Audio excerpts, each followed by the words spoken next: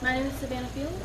I'm Charlotte Wolf. I'm Emily Goddard. And I'm Josie Fisker. Our topic is standardized testing, and we are now open for questions. All right. Go ahead. I was just going to say, what is a standardized test? What are we talking about?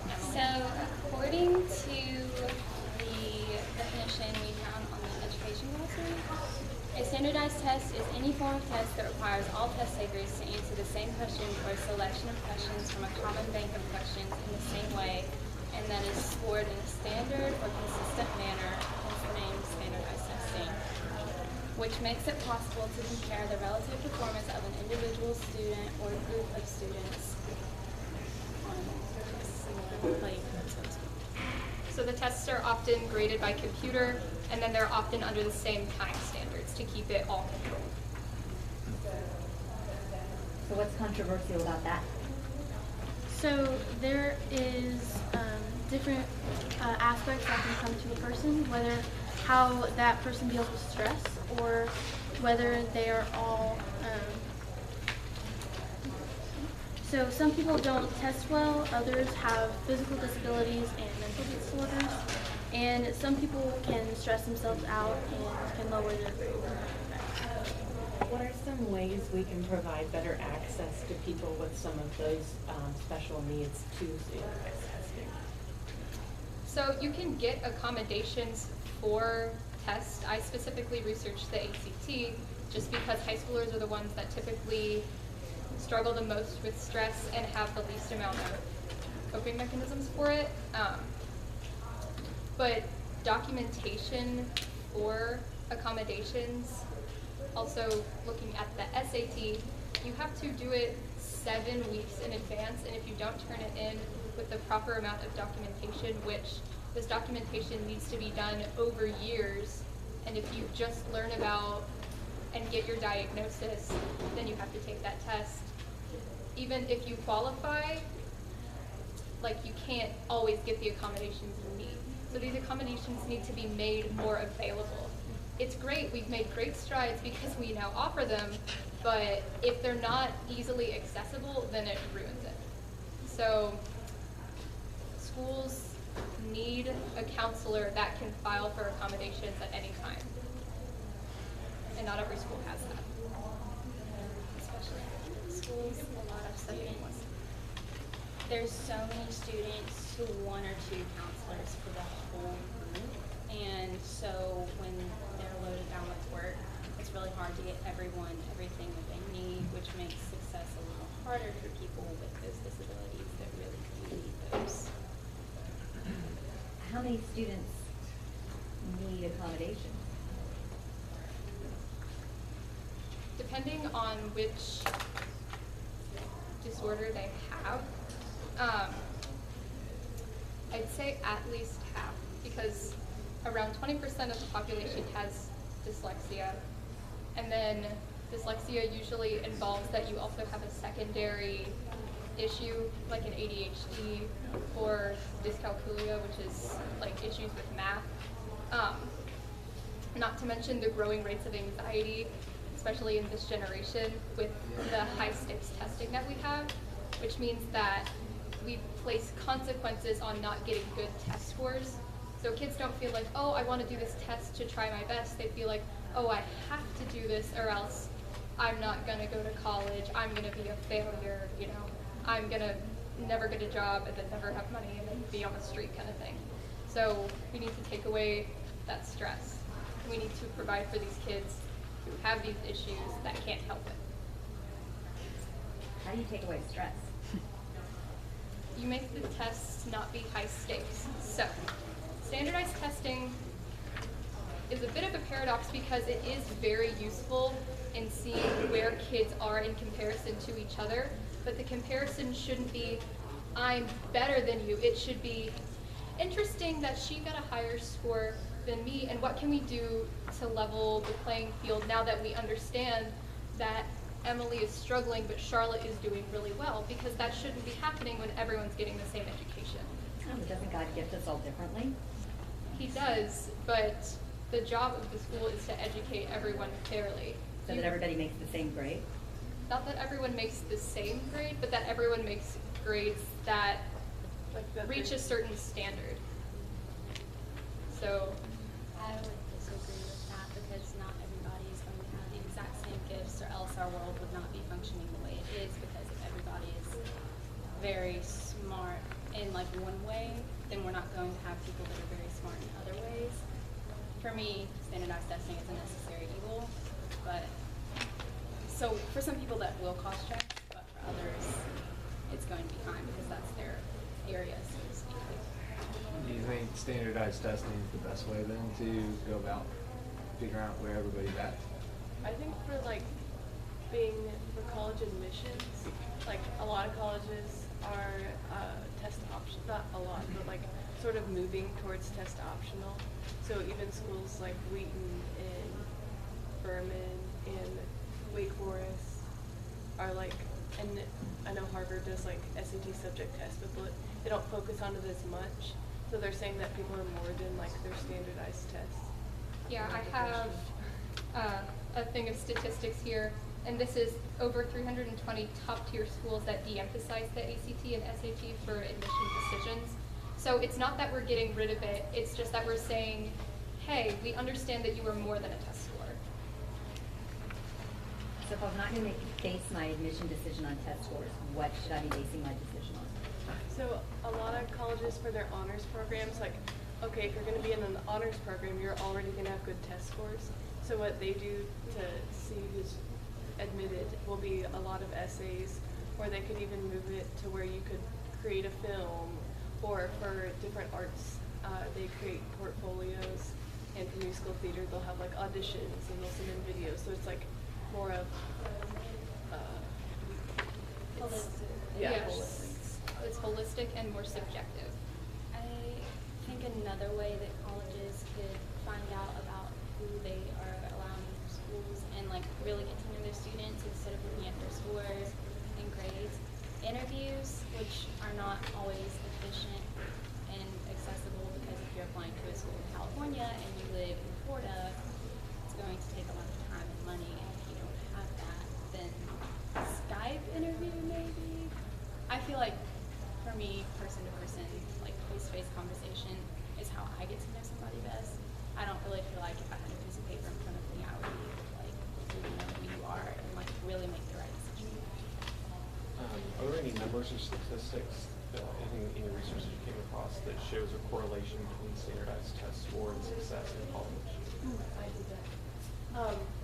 I looked it up today, and College Board tried to submit a little essay thing that I was like, our scores predict how well you do in college. But I read from like Forbes and Washington Post that GPA was a better predictor of not dropping out and like graduating.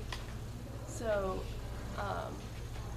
one that I typed up said a student with a high SAT score, so above 1,100, but not as high GPA, which was between 2.6 and 3, had an expected graduation rate of 39%, but students with opposite, so like sort of mediocre SAT scores but higher GPA, had a graduation rate of 62%. So it was like much more contrasted, that like your GPA is a better predictor. It was like over a longer period of time. Why do you think that colleges rely on the standardized tests so much, or at least make them a part of the pie that they look at when deciding? It's very efficient in a very pragmatic way. Like one way across the board, like this is our standard. If you don't meet it, like certain schools do have like a cutoff score, and if you don't meet that, your application is not going to make it onto the next table. It's very efficient to look at everybody's scores and make sure you're admitting similar students, but not so similar that it's unattainable in a way.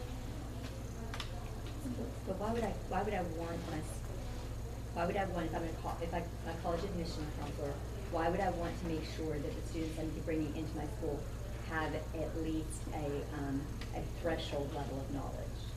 Well, the standardized testing what I found in my research, they tend to study how well you can operate under stress. So for example, the ACT, the reading section is I think about 4 to 5 passages, and you have 30 minutes to answer I think 45 questions, which is not a lot of time, and these passages are quite long and lengthy. So I think under college, when you're applying to colleges and when you're accepted, you're going to be enrolled in very lengthy classes, and you're going to be under stress because I know my brother is taking 16-hour weeks, and I know another person's doing 20 hours in a week. You're going to be under a lot of stress, so they want to make sure you are going to excel in their program, and you are going to do well under that amount of stress. But does it do the student a disservice to admit someone who can't meet those basic thresholds? Are we setting them up for failure?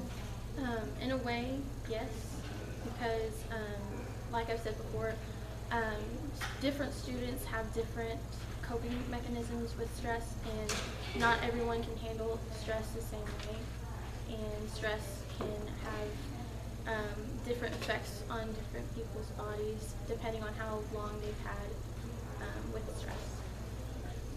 So how reliable do you think the standardized testing really is, the results of that?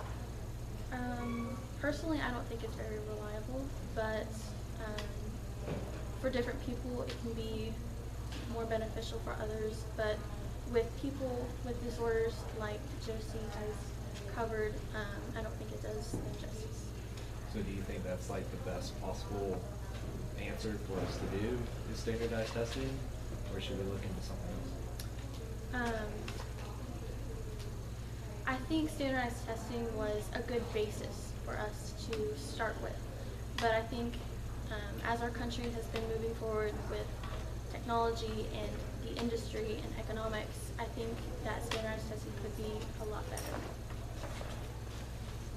Standardized testing has its uses, but we're just using it incorrectly because it's able to show you where everybody is. And so if you want to understand why somebody is struggling and why somebody isn't, so for example, there's a big learning gap between white students and black students, and there's a big learning gap between children who require the free school meals versus the kids that have the money for food. So, like, wealth. So then you can look at those scores and see, okay, these are the kids that are struggling and these are the kids that are not. And then now that you have this data to prove that, because you need evidence when you're trying to ask for something from the government or whoever you're getting stuff from, you can present them with this and say, hey, we had these kids take these tests and we want to help them. And so, like, give us the help we need versus it shouldn't be used as a competition. Going off of that, I would say that demographics definitely are a factor because many families that do have students taking the ACT are not always financially able to afford tutoring options, preparation.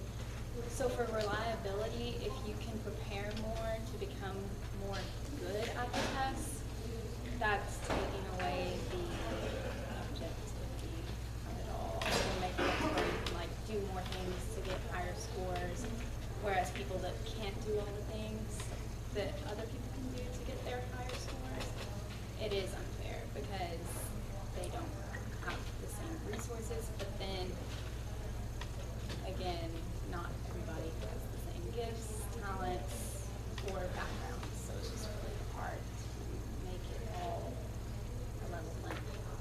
And that is called score inflation, and it's one of the main reasons for the opt-out movement that started back in 2015. So people were like, it's not fair because my child only took the test once, but then their friend got to have tutoring and outside classes and extra support, and they did better even though my child does better in regular school. So the people starting this movement said that there's a disparity here that shouldn't be happening.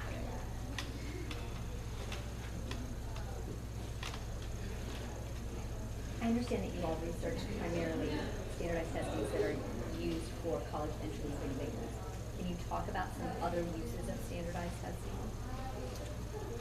They'll even have ones for like firefighters or something, and then it'll be like, how many stairs can you climb?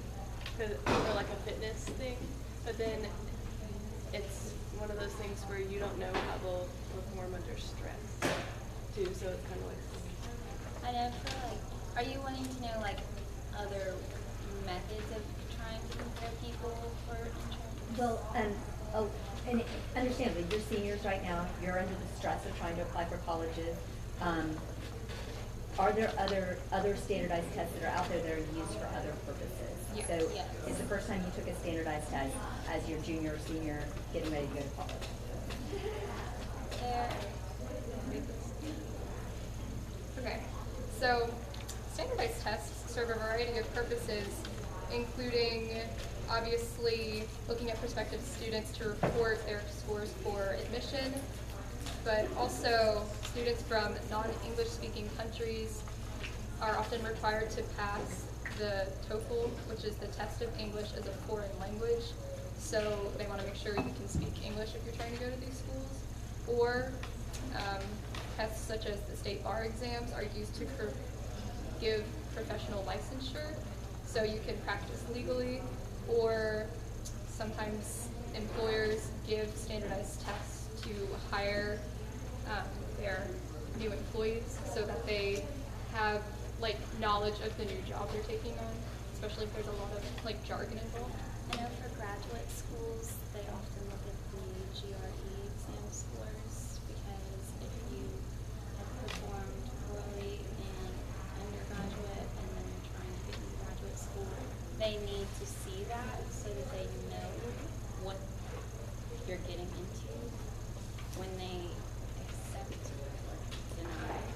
And then for me personally, I am very interested in medicine, so I've researched a lot of like the MCAT, the PINS exam, the nursing licensing exam. So the MCAT measures 4 areas that you should learn in your undergrad years in order to see how well you will do in the first 2 years of the curriculum in medical school, which are usually very science focused. The other 2 years of medical school are fun pretty much as you learn to be a doctor. So those tests, like the medical ones, typically do try to test your knowledge just to see if you have the capability of moving on to harder things. Do you have the same concerns with those tests that you would for the college admission? They're a little more specified. So, like if you're trying to become a lawyer or a doctor, I want you to have that standard knowledge and be able to objectively kind of make those decisions. But I also feel like just the amount of stress that they are put under to attain this information that quick and retain it all, because we have access to technology now. So if you forget a term, you can look it up, or if you need to remember a court case, you can look it up. But it's also important, you need to know enough information to use the technology to aid you to find the answer. So that's where I would like everyone to be. Does that make sense? So you're saying everyone should be able to basically not necessarily learn the information, but learn how to find the information. So then would you get away with this standardized testing then for the professional schools? I think we would still keep it just to, once again, to see the gaps, to see who's doing well and who isn't, but I don't think it should be as stressed. For me personally, if somebody is taking the MCAT and they are scoring below average, but they still do become a doctor, I would be a little concerned if they are not performing as well as everyone else. And not to, I feel like that sounds really mean. No, keep going. But I want a doctor who knows what they're doing. Well, that's why you have boards after you get through medical school. Yes, so. and those are very necessary. Those exams extremely necessary because you don't want people entering careers that they are not prepared to enter. Right, you want to prepare them, you don't want to like beat the horse till it dies. So it's finding that line. let me ask you this, do you think college is for everyone?